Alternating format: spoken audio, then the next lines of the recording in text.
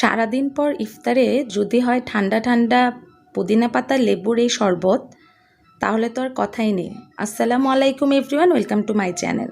কেমন আছেন আপনারা সবাই? আশা করি আপনারা সবাই অনেক ভালো আছেন। তো আজকে মিন্ট লেমনেড এর রেসিপিটা আপনাদের দেখাবো, চলুন দেখে নেই। তো মিন্ট লেমনেড তৈরি করার জন্য এখানে লাগবে পুদিনা পাতা, তারপর চিনি, তারপর বিট লবণ। আর এই ড্রিঙ্কসটা কিন্তু আমার হাজব্যান্ড বানাচ্ছে। তো ওর হাতের আমি আরও একটা শরবত রেসিপি শেয়ার করেছিলাম, তো এটা হচ্ছে আরও একটা। তো এখানে সে লেবু নিয়েছে এবং লেবুগুলো কিন্তু আমি দেখাচ্ছি ও কীভাবে নিয়েছে। তো এখানে মোটামুটি সে একটা লেবু ছোট ছোট টুকরা করে নিয়েছে। তারপর একটা ব্লেন্ডারের জাগের ভিতরে এখন সব কিছু দিয়ে দেবে। ব্যাস এতটুকু উপকরণে কিন্তু অসম্ভব মজার একটা শরবত তৈরি হয়ে যাবে। তো এখানে সে লেবুর যে ছোলাটা আছে সেটা কিন্তু ফেলে দিয়েছে এবং এই সবুজ অংশগুলোকেও ফেলে দিতে হবে। তো সবুজ অংশ ফেলার পর এগুলোকে এখন ব্লেন্ডারের জাগের ভিতর দিয়ে দিচ্ছে।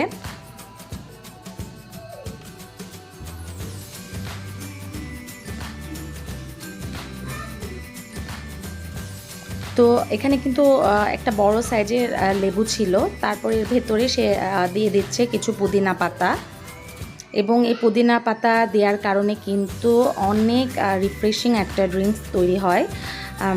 তারপর এর ভেতরে সে দিয়ে দিচ্ছে চিনি, তারপর বিট লবণ দিয়েছে। ব্যাস এতটুকুই। এখানে পরিমাপ মতো আপনাদের চিনি দিতে হবে। তারপর কিছু আইস কিউব দিয়ে দিচ্ছে। তারপর দিতে হবে ঠান্ডা পানি, যেহেতু এখন অনেক গরম তাই একটু ঠান্ডা খাওয়াই যায়। তারপর খুব ভালোভাবে এখন ব্লেন্ড করে নিতে হবে। সব কিছু একসাথে মেশানোর পর এখন খুব ভালোভাবে এটাকে ব্লেন্ড করে নিতে হবে।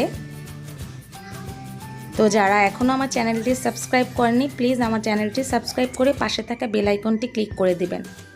তো ব্লেন্ড হবার পর এটাকে একটা চালনিতে ছেঁকে তারপর একটা গ্লাসে পরিবেশন করে নিতে হবে। তো ব্যাস তৈরি হয়ে গেল শরবত। তো চলুন দেখে নিই শরবত। তো সে একটা গ্লাসের ভেতর একটা লেবু স্লাইস দিয়ে আর কিছু আইসক্রিম দিয়ে তারপর সেই শরবতটাকে ঢেলে দিচ্ছে।